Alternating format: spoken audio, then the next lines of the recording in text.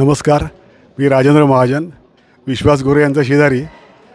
श्री माधवराव कैलासवासी माधवराव गोरे यांनी सुरू केलेली ही संकल्पना आज 30 वर्षानंतर त्याची तिसरी ब्रँच उघडली. 1994ला पहिली शाखा उघडली आणि त्याच्यामागची त्यांची जी संकल्पना होती ती खूपच सुंदर आणि सामाजिक जबाबदारी जी पालकांवरती जी मुलाची असते की माझ्यानंतरचं काय होईल, तर ती गोरे काकांनी म्हणजे माधवराव गोरेंनी मांडली आणि त्याच्या इतर पॅरेंट्सनी सपोर्ट करून ही कल्पना पुढे अंमलात आली.